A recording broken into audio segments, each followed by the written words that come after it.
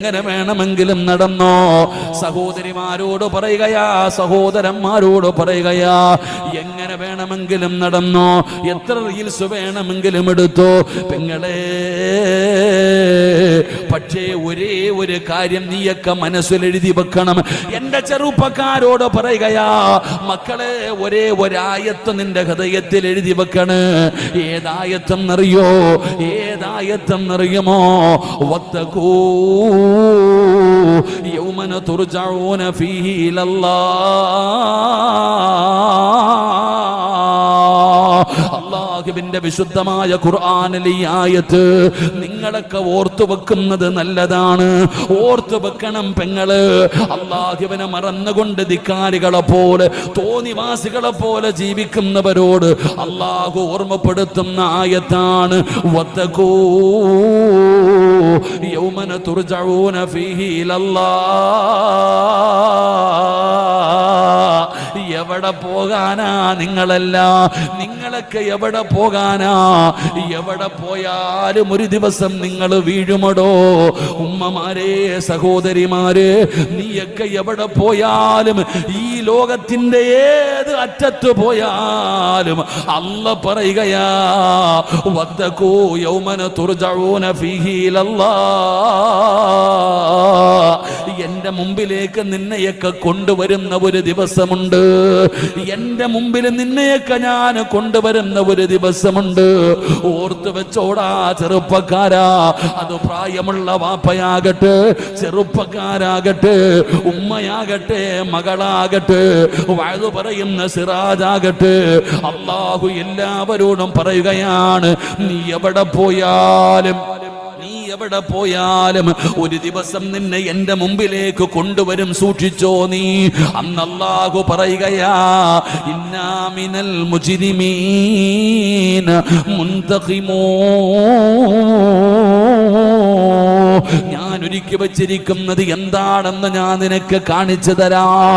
കഠിനമായ ശിക്ഷ, ഭയാനകമായ ശിക്ഷ അല്ലാഹു ഒരുക്കി വെച്ചിട്ടുണ്ടെന്ന് ഖുർആൻ പറയുമ്പോ, അല്ലാഹുവിന്റെ വിശുദ്ധമായ ഖുർആന് പാരായണം ചെയ്തിട്ട് നിസ്കരിക്കണേ മക്കള്. 5 വഖത്ത് നിസ്കരിക്കണേ. അല്ലാഹുവിനെ ഭയന്നുകൊണ്ട് ജീവിക്കണേ. പെങ്ങന്മാരെ, ഔറത്ത് മറയ്ക്കണേ. നിങ്ങൾ അല്ലാഹുവിനെ പേടിച്ച് ജീവിക്കണേ. നിങ്ങൾ ഇങ്ങനെ മോശമായ ജീവിതം നയിക്കരുത് എന്ന ഖുർആനിന്റെ അർത്ഥം ഇങ്ങനെ പറഞ്ഞു തരുമ്പോ, കളിയാക്കുന്നവരെ, പരിഹസിക്കുന്നവര് അല്ലാഹുവിന്റെ വിശുദ്ധമായ ഖുർആനിന്റെ ആയത്തുകൾ കേട്ടിട്ട് അതിനെ പരിഗണിക്കാത്തവൻ അല്ലാഹു കൊടുക്കുന്ന രണ്ടാമത്തെ ശിക്ഷ, വമൻ അളിലമു മിമ്മൻ ദുക്കിറ ബിആയാതി റബ്ബി സുമ്മ അറള അൻഹാ. അല്ലാഹു പറയുന്നു, അല്ലാഹു പറയുകയാ, ഇന്നാ മിനൽ മുജ്രിമീന മുൻതഖിമൂൻ. ഭയാനകമായ ശിക്ഷ അല്ലാഹു ഒരുക്കി വച്ചിരിക്കുകയാ. ഭയാനകമായ ശിക്ഷ അല്ലാഹു ഒരുക്കി വച്ചിരിക്കുകയാ. നാളെ നാണം കെടുത്തുന്ന രീതിയിൽ അല്ലാഹു കൊണ്ടുവരികയാണ്. നാളെ നാണം കെടുത്തുന്ന രീതിയിൽ അല്ലാഹു കൊണ്ടുവരികയാണ്. വിശദീകരിക്കുന്നില്ല. അല്ലാഹുവിന്റെ പരിശുദ്ധമായ ഖുർആനിന് പരിഗണിക്കാത്തവർക്ക് അല്ലാഹു കൊടുക്കുന്ന മൂന്നാമത്തെ ശിക്ഷ എന്തെന്നറിയുമോ? വമൻ അറള അൻ ദിക്രി ഫഇന്ന ലഹു മഈശതൻ ലൻഖാ ونحشره يوم القيامة أعمى قال رب لم حشرتني أعمى وقد كنت بصيرا قال كذلك أتتك آياتنا فنسيتها وكذلك اليوم تنسى. അല്ലാഹു തരുന്ന മൂന്നാമത്തെ ശിക്ഷ എന്താ? കള്ള് കുടിക്കുന്നവന്റെയല്ല, വ്യഭിചരിക്കുന്നവന്റെയല്ല, വൃത്തികെട്ടവന്റെയല്ല, ശിർക്ക് ചെയ്യുന്നവന്റെ ശിക്ഷയല്ല. അല്ലാഹുവിന്റെ പരിശുദ്ധമായ ഖുർആൻ ആ ഖുർആനിന് കൊടുക്കേണ്ട പരിഗണന കൊടുക്കാത്തവന്, ആ ഖുർആനിനെ അവഗണിക്കുന്നവന്, ആ ഖുർആനിനെ നിസാരമാക്കുന്നവന് അല്ലാഹു കൊടുക്കുന്ന മൂന്നാമത്തെ ശിക്ഷ എന്താ? വമൻ അഅറള അൻ ദിക്രി ഫഇന്ന ലഹു മഈസതൻ ലൻഖാ.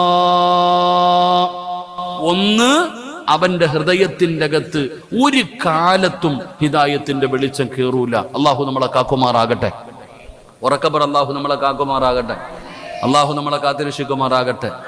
രണ്ട്, നീ നടന്നോ, നീ നല്ലതുപോലെ നടന്നോ, ഞാൻ കാണിച്ചു തരാം ഞാൻ ആരാണെന്ന്. അല്ലാഹു പറയുന്നു, നിനക്ക് വേണ്ടത് മൊത്തം ഞാൻ ഒരുക്കി വെച്ചിട്ടുണ്ട്. ഭയാനകമായ ശിക്ഷ നാളെ പരലോകത്ത് ചെല്ലുമ്പോൾ അല്ലാഹു നമുക്ക് തരും. അല്ലാഹു നമ്മളെ കാത്തിരക്ഷിക്കുമാറാകട്ടെ. മൂന്നാമത്തത് വ്യക്തമായി കേൾക്ക്. എൻ്റെ പ്രിയപ്പെട്ട സഹോദരങ്ങളെ, ഇരിക്കുന്ന ആൾക്കാരോടൊക്കെ ചോദിക്കുന്നു, ജീവിതമൊക്കെ എങ്ങനെയുണ്ട്? എല്ലാവരും പറയുന്ന മറുപടി, ഉസ്താദെ വളരെ പ്രയാസമാണ്, സാമ്പത്തികമായി തകർന്നു. ഇൻഷാ അല്ലാഹ് ഇത് കൊടുക്കുന്നുണ്ടല്ലോ. സാമ്പത്തികമായി തകർന്നു. നല്ല കച്ചവടമായിരുന്നു ഉസ്താദെ, കച്ചവടമൊക്കെ പോയി.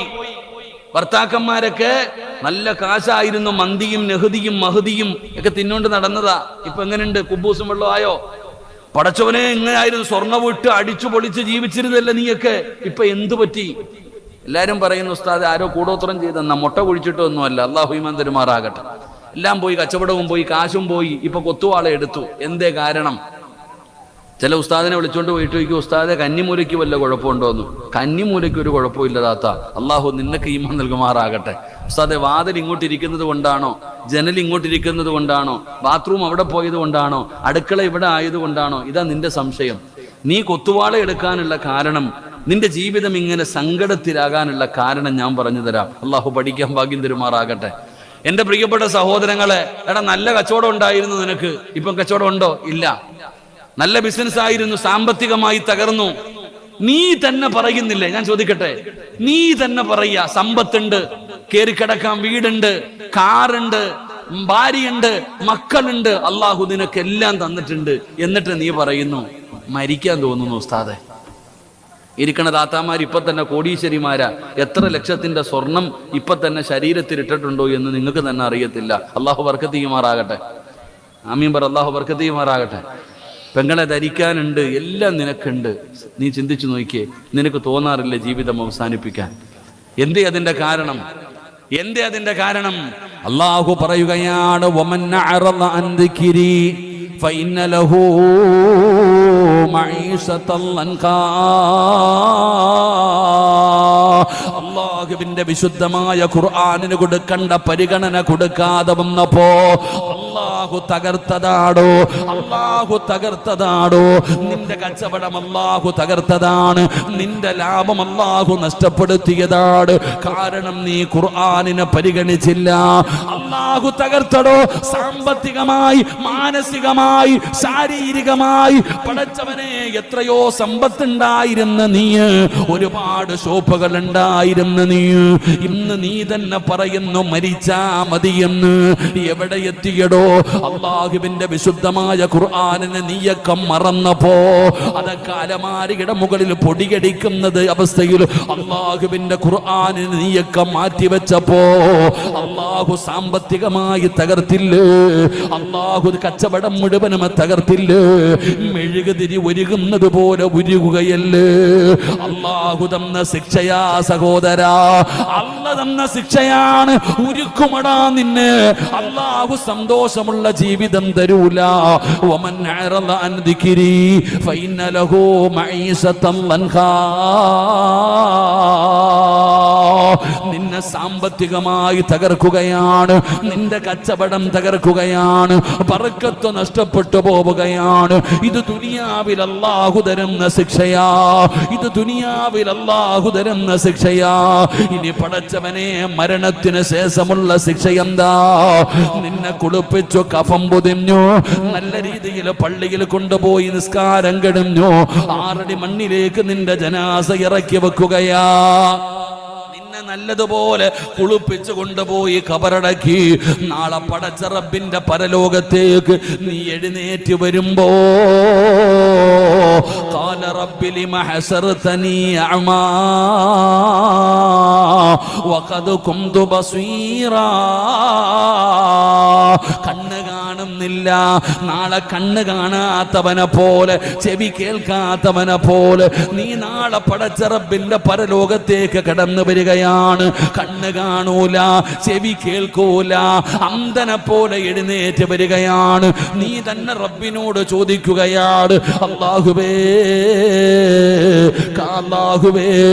ഖാല റബ്ബി ലിമ ഹസർതനി അഅമാ വഖദ് കുന്തു ബസീറാ ഖാല കദാലിക അതതുക ആയാതുനാ ഫനസീതഹാ വകദാലിക അൽയൗമ തുൻസാ.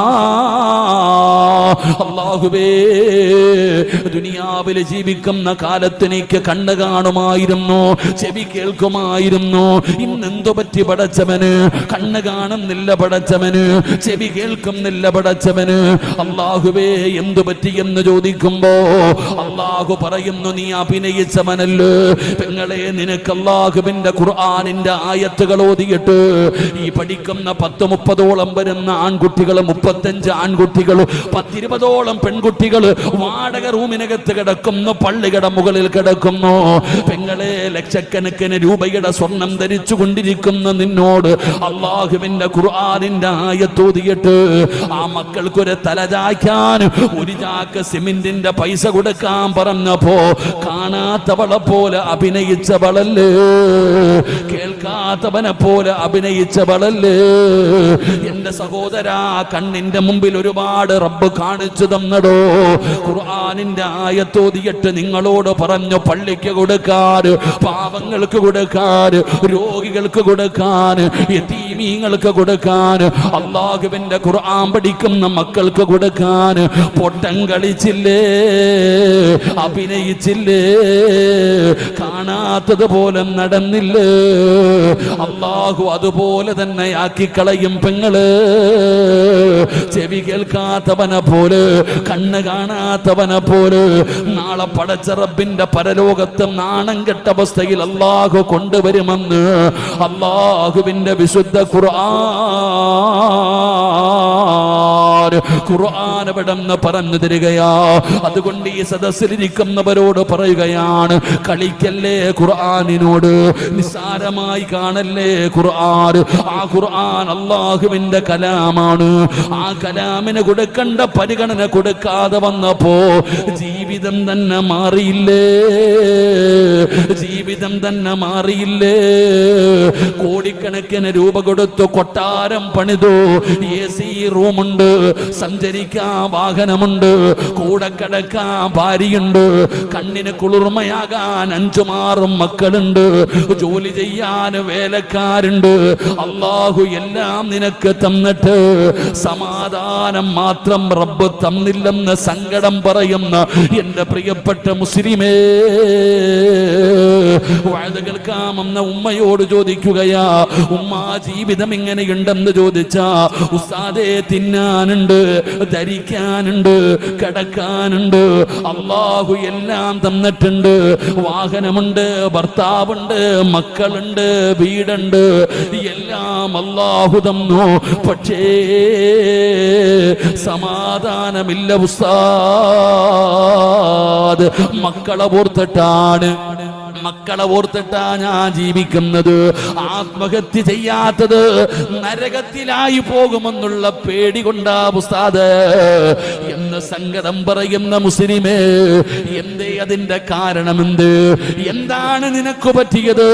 ഈ ജീവിതം തന്നെ അവസാനിപ്പിക്കാൻ തോന്നുന്ന ചില സമയമുണ്ടോ? എന്തേ അതിന്റെ കാരണമെന്താ? രോഗമറിഞ്ഞ് ചികിത്സിക്കടോ. തലവേദന ഉണ്ടാകുന്നുണ്ട്, തലവേദന ഉണ്ടാകുന്നുണ്ട്. എപ്പോഴും മെഡിക്കൽ സ്റ്റോറിൽ ചെന്നിട്ട് വേദനയുടെ ഗുളിക കഴിച്ചാ അല്പസമയത്തേക്ക് ശമനമുള്ളൂ, വീണ്ടും അത് വരികയാണ്. എന്നാൽ അടിസ്ഥാനപരമായി എന്താണ് വേദനയുടെ കാരണമെന്ന് രോഗം കണ്ടുപിടിച്ച് ചികിത്സിച്ചാൽ അത് മാറും സഹോദരാ. അതുകൊണ്ട് നിന്റെ വിഷയം എന്താണെന്ന് നീ പരിശോധിക്ക്. നമ്മൾ മനസ്സിലാക്കേണ്ട എന്താ ഉസ്താദെ, ഇഷ്ടം പോലെ പൈസ ഉണ്ട്, അവിടെ ഇവിടെ ഒക്കെ ബിസിനസ്സാ, 2 നില വീട്, കാറ്, ഭാര്യ, മക്കള്, അല്ല എനിക്കെല്ലാം തന്നു ഉസ്താദെ, സമാധാനം മാത്രം കിട്ടുന്നില്ല. നോക്കിയേ, സ്വർണം എത്ര പവനുണ്ട് ഇല്ലേ, അള്ളാഹു നിനക്കെല്ലാം തന്നു, സമാധാനം കിട്ടുന്നില്ല. എന്തേ അതിന്റെ കാരണം? എടാ, ഇന്ന് വീടിന്റെ അകത്ത് കയറിയ ഭാര്യയും ഭർത്താവും തമ്മിൽ കീരിയും പാമ്പിനെ പോലെ കടിച്ചു കയറുക, സമാധാനമില്ല വീട്ടില്, തിന്നിട്ട് വയറ് നിറയുന്നില്ല. കൂടപ്പറപ്പുകൾ, ഒരു ഉമ്മാടെ വയറ്റിൽ കിടന്ന കൂടപ്പറപ്പുകൾ യുദ്ധം ചെയ്യുന്ന കാലം. അള്ളാഹു നമ്മളെ കാക്കുമാറാകട്ടെ. നമ്മുടെ വീടിന്റെ അവസ്ഥയാ. എടോ, വീടെന്ന് പറഞ്ഞാൽ എന്താ? ഇന്ന് സബ് ജൂനിയർ വിഭാഗം എല്ലാം നല്ല വഴുത് പറയുക. അള്ളാഹു നമ്മുടെ മക്കളെയൊക്കെ നന്നാക്കി തരുമാറാകട്ടെ. ആമീൻ പറഞ്ഞോ, ആമീൻ പറഞ്ഞോ. എപ്പോഴാ കോടാലി എടുത്തുകൊണ്ട് വരുന്നതെന്ന് അറിയത്തില്ല, അത് ആമീൻ പറയാൻ പറഞ്ഞേ. ഇന്നത്തെ മക്കൾക്കൊക്കെ ഉമ്മമാരോട് വല്ലാത്ത സ്നേഹം. ഇപ്പൊ ഉമ്മാനെയാ കൂടുതലും കൊല്ലുന്നത്. സൂക്ഷിച്ചു എല്ലാണോ, അള്ളാഹു കാത്തിരിക്കുമാറാകട്ടെ. ഇങ്ങോട്ട് നോക്കിക്കേ, എടോ, ഇന്ന് മനുഷ്യനില്ലാത്ത ഒരു അമൂല്യമായ നിധി സമാധാനമില്ല. നമുക്ക് തന്നെ തോന്നുന്നു ജീവിതം അവസാനിപ്പിക്കാൻ. അള്ളാഹു കാത്തിരിക്കുമാറാകട്ടെ. എടോ, ഖുർആൻ പറഞ്ഞ എന്തെന്നറിയോ? സമാധാനം കിട്ടാനുള്ള 4 വഴികൾ ഖുർആൻ പറയുന്നു. ഒരാൾക്ക് സമാധാനം കിട്ടാനുള്ള 4 വഴികളിൽ ഒന്ന്, സമാധാനം വേണമെങ്കിൽ കല്യാണം കഴിച്ചാൽ മതി. അള്ളാഹു നമുക്ക് ഈമാൻ തരുമാറാകട്ടെ. അള്ളാഹ് ഈമാൻ തരുമാറാകട്ടെ. സമാധാനം കിട്ടണമെങ്കിൽ എന്ത് ചെയ്താൽ മതി? എന്ത് ചെയ്താൽ മതി? നിങ്ങളെന്താ ചിരിക്കണേ? നിങ്ങൾ എന്നെ നോക്കിയിട്ട് ചിരിക്കുന്നു. സിറാജ, കല്യാണം കഴിച്ച സമാധാനം കിട്ടുമോ? സുബ്ഹാനല്ലാഹ്. അള്ളാഹുവിന്റെ വിശുദ്ധമായ ഖുർആൻ പറയുന്നു, വിവാഹം കഴിച്ച സമാധാനം കിട്ടും. അള്ളാഹു നമുക്ക് സമാധാനം നൽകുമാറാകട്ടെ. ഉണ്ടോ? എങ്ങനെ നടന്നതാ സിറാജ? ഞാൻ പടച്ചവനെ, പറന്ന് നടന്ന ഞാൻ എന്ന് കല്യാണം കഴിച്ചു, അന്നത്തോടുകൂടി എൻ്റെ സമാധാനം പോയെന്ന് ആ ചിരിയുടെ അർത്ഥം എനിക്ക് മനസ്സിലായി. ഇവിടെ ഖുർആൻ പറഞ്ഞ് വിവാഹം കഴിച്ച സമാധാനം കിട്ടും. ആ സമാധാനം ഇല്ലെങ്കിൽ നിന്റെ പോരായ്മയാണ്. ഖുർആൻ പറയുന്ന ഒരിക്കലും തെറ്റൂല. അള്ളാഹു നമുക്ക് സമാധാനം നൽകുമാറാകട്ടെ. 2, ഒരു മനുഷ്യന്റെ വീട് ഒരു മനുഷ്യന് സമാധാനം കൊടുക്കും. നീ ഊട്ടി പോയാലും, കൊടൈക്കനാലിൽ പോയാലും, മൈസൂർ പോയാലും, ഗോവയിൽ പോയാലും, അമേരിക്കയ്ക്ക് പോയാലും, എവിടെ പോയാലും നീ പറയുന്നത് എന്തേ? വീടെത്തിയാൽ മതിയായിരുന്നു പടച്ചവനെ. തിരിച്ച് വീടെത്തിയാൽ മതി. കാരണം എന്തേ? വീട്ടിൽ വന്നാൽ സമാധാനം കിട്ടും. എന്നാൽ ഇന്ന് നിന്റെ വീട്ടിൽ സമാധാനം ഉണ്ടോ? ഇല്ല. ഇന്ന് അങ്ങോട്ട് ചെല്ലാൻ തന്നെ ആകെ പ്രശ്നമാണ്. നമ്മുടെ വീടുകളിൽ നിന്ന് സമാധാനമില്ല. ആ സമാധാനം കിട്ടാത്തതിൻ്റെ കാരണം ആരും സിഹ്ർ ചെയ്തൊന്നുമല്ല. സിഹ്ർ ചെയ്യുന്നവരുണ്ട്. അള്ളാഹു കാത്തിരക്ഷിക്കുമാറാകട്ടെ. നിനക്കൊരു 101 രൂപയുടെ പണിയേ ഉള്ളൂ. ഒരു വെറ്റിലയും ഒരു മുട്ടയും മതി. നീ ചെയ്തിട്ട് അങ്ങ് പോകും. അനുഭവിക്കുന്നവനെ അവൻ അതിൻ്റെ പ്രയാസം അറിയൂ. അള്ളാഹു നമ്മളെ കാത്തിരക്ഷിക്കുമാറാകട്ടെ. അള്ളാഹു നമ്മളെ കാത്തിരക്ഷിക്കുമാറാകട്ടെ. എൻ്റെ പ്രിയപ്പെട്ട സഹോദരങ്ങളെ, വീട്ടിലെ പ്രശ്നം എന്താ? ഞാൻ പറഞ്ഞു തരാം. നിന്റെ വീടിൻ്റെ അകത്ത് സമാധാനവും സന്തോഷവും ഇല്ലാത്തതിൻ്റെ ഒന്നാമത്തെ കാരണം നിന്റെ വീടിൻ്റെ അകത്ത് ഒരു കണ്ണുനീര് വീഴുന്നുണ്ടതാ. നിങ്ങളുടെ വീടിൻ്റെ അകത്ത് ഒരു കണ്ണുനീര് വീഴുന്നുണ്ട്. ആ കണ്ണുനീര് തുടച്ചാൽ മതി, പ്രശ്നം മാറും. നിന്റെ വീടിൻ്റെ അകത്ത് വീഴുന്ന കണ്ണുനീര് തുടയ്ക്കാൻ നീ തയ്യാറായാൽ ഇന്നത്തെ രാത്രി മുതൽ നിന്റെ വീട്ടിലെ ജീവിതം മാറും. അള്ളാഹു നമുക്ക് ഭാഗ്യം തരുമാറാകട്ടെ. ആരാ കരയുന്നതാരാ? നബിതങ്ങൾ പറഞ്ഞല്ലോ, 5 കാര്യങ്ങൾ ഭൂമിയിലിരുന്ന് കരയുമെന്നാണ്. 5 കാര്യങ്ങൾ ഭൂമിയിലിരുന്ന് തേങ്ങുകയാണ്. ഒന്നാമത്തെ കാര്യം അള്ളാഹുവിന്റെ പള്ളിയാ.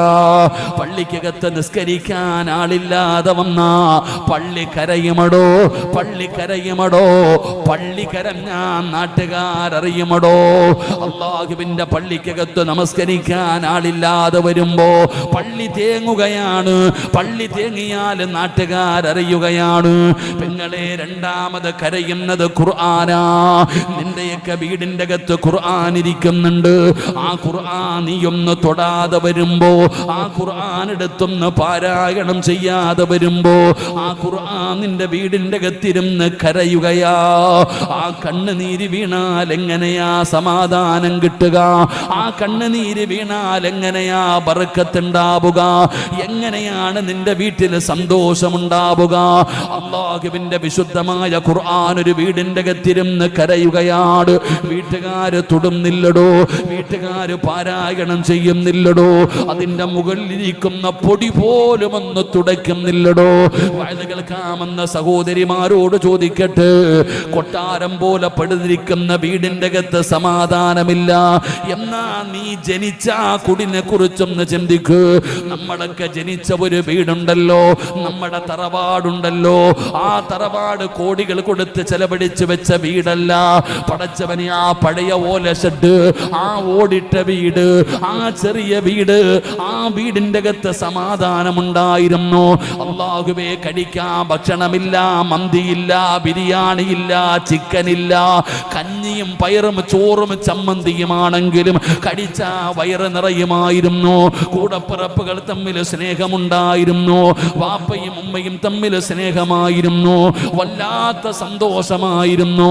ഇന്നും ആ വീടിന്റെ അകത്ത് പോയി കിടന്നാൽ ഒരു സമാധാനമാ, സന്തോഷമാ. എന്തേ അതിന്റെ കാരണമെന്നറിയോ? നീ കോടികൾ ചെലവഴിച്ചു പണിത കൊട്ടാരത്തിൽ കിട്ടാത്ത സന്തോഷം ആ കുടിലിനകത്ത് എങ്ങനെ വന്നെന്നറിയോ? അല്ലെങ്കിൽ കുടുംബ വീട്ടിൽ താമസിക്കുന്നവരോട് ചോദിക്കടോ. കുടുംബ വീടിനൊരു ബറക്കത്താ, കുടുംബ വീടിനൊരു ബറക്കത്താ.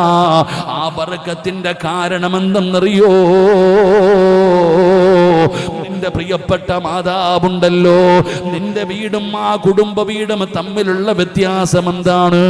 ആ പഴയ വീട്ടില് നമ്മുടെ ഉമ്മ, അല്ലാ, മരണപ്പെട്ട ഉമ്മമാർക്ക് സ്വർഗം കൊടുക്കണേ അല്ലാ. ജീവിച്ചിരിക്കുന്ന ഉമ്മമാര് നീ ആഫിയത്തുള്ള ദീർഘായുസ് കൊടുക്കണേ അല്ലാ. നമ്മുടെ ഉമ്മമാരുണ്ടല്ലോ, മഗ്രിബിന് ബാങ്ക് വിളിക്കുന്നതിന് 10 മിനിറ്റ് മുമ്പ് ഒളുവെടുത്തിട്ട് നിസ്കാരപ്പായിൽ വരികയാണ്. എന്നിട്ട് അവിടെ ഇരുന്ന് കൊണ്ട് പറയും, സുബ്ഹാനല്ലാഹി വബിഹംദിഹി സുബ്ഹാനല്ലാഹിൽ അലീം വബിഹംദിഹി അസ്തഗ്ഫിറുല്ലാഹ്. അത് കേൾക്കാൻ എന്ത് രസമാണെന്നറിയോ? എന്തൊരു മനോഹരമായ രീതിയിൽ നമ്മുടെ ഉമ്മമാര് മഗ്രിബിന് ബാങ്ക് വിളിക്കുന്നതിന് 10 മിനിറ്റ് മുമ്പ് നിസ്കാരപ്പായിലിരുന്നിട്ട് ദിക്റ് പറയുകയാണ്. അപ്പോഴാണ് ഹയ്യാലസ് സ്വലാഹ് ഹയ്യാലൽ ഫലാഹ്.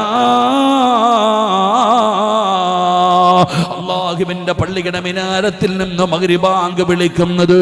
ഉമ്മ എഴുന്നേൽക്കുകയാണ്, മഗ്രിബിന്റെ ഫർദ് നിസ്കരിക്കുകയാണ്, അവിടെ നിന്ന് സുന്നത്തുകൾ നിസ്കരിക്കുകയാണ്. എല്ലാ നമസ്കാരവും കഴിയുമ്പോ ഉമ്മ എഴുന്നേറ്റ് ഓടാറില്ല.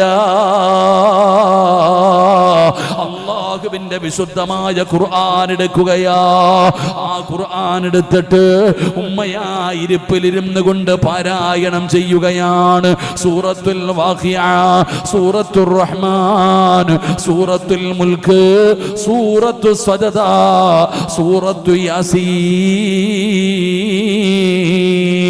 മഗ്രിബിന്റെ ഇശാഇന്റെ ഇടയിൽ നമ്മുടെ ഉമ്മമാര് 5 സൂറത്തുകൾ പാരായണം ചെയ്യുമായിരുന്നു. ഏതാണെന്നറിയോ? ഇദാ വഖഅത്തിൽ വാഖിഅ ലൈസ ലിവഖഅതിഹാ കാദിബാ. മഗ്രിബിന്റെ ഇശാഇന്റെ ഇടയിൽ നമ്മുടെ ഉമ്മയത് ഓതുമായിരുന്നു. ആ സൂറത്ത് ഓതിയാ കിട്ടുന്ന പ്രതിഫലം അറിയുവോ? പെങ്ങളെ, കൂലിപ്പണി ചെയ്ത് ജീവിച്ച നിന്റെ വാപ്പ, പാവപ്പെട്ടവനായ നിന്റെ വാപ്പ എങ്ങനെയാ പടച്ചവനെ നിന്നെ വിവാഹം കഴിച്ചു കൊടുത്തത്?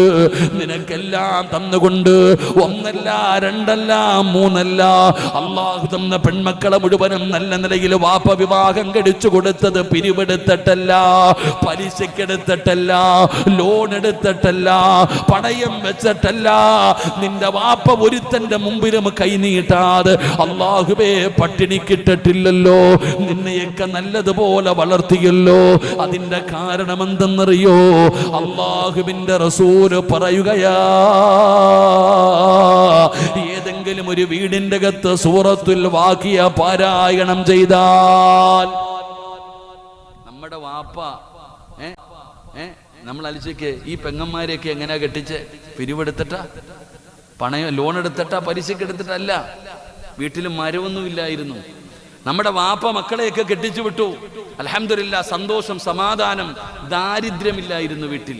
അതിൻ്റെ കാരണം സൂറത്തുൽ വാഖിയ ഏത് വീട്ടിൽ പാരായണം ചെയ്യുന്നുണ്ടോ ആ വീട്ടിൽ അല്ലാഹു ദാരിദ്ര്യം കൊടുക്കില്ല എന്ന് നബി മുഹമ്മദ് മുസ്തഫ. അങ്ങനെ ഏതെങ്കിലും ഒരു വീടിൻ്റെ അകത്ത് സൂറത്തുൽ വാഖിയ ആകെ 2.25 പേജ് കണ്ടേ ഉള്ളൂ, കൂടിപ്പോയാൽ 3 പേജ് ഇല്ല, 2.25 ഉള്ളൂ.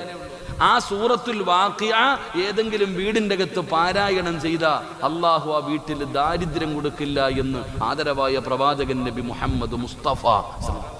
ഓരോ വാപ്പയും വീട്ടിൽ നിർബന്ധമാക്കണം, ഒന്ന് ആരെങ്കിലും ഓതിയിരിക്കണം വാഖിയ. ഒന്ന് ഈ ഭാര്യ, അല്ലെങ്കിൽ മക്കൾ, അല്ലെങ്കിൽ നീ വീട്ടിൽ നിർബന്ധമാക്കണം. കാരണം ആ സൂറത്ത് ഓതുന്ന വീട്ടിൽ അള്ളാഹു ഒരിക്കലും ദാരിദ്ര്യം കൊടുക്കൂല. അള്ളാഹു നമുക്ക് ഈമാൻ നൽകുമാറാകട്ടെ.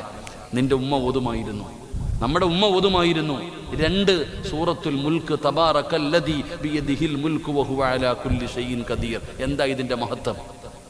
ഈ സൂറത്തിന്റെ മഹത്വം എന്താ? അതിപ്പോ അറിയത്തില്ല, പള്ളിക്കാട്ടിൽ പോകുമ്പോൾ അറിയാം. ഒരിക്കൽ ഒരു സഹാബി യാത്ര മധ്യയിൽ കിടന്നുറങ്ങുകയാണ്. രാത്രി കിടന്നുറങ്ങുമ്പോൾ ഖുർആൻ ഓതുന്നു. മരുഭൂമിയിൽ പെട്ടെന്ന് ചാടി എഴുന്നിട്ട് പുറത്തു നോക്കി, ആരാ അല്ലാ ഈ രാത്രി ഖുർആൻ ഓതുന്ന മരുഭൂമിയിൽ? ആരെയും കാണുന്നില്ല.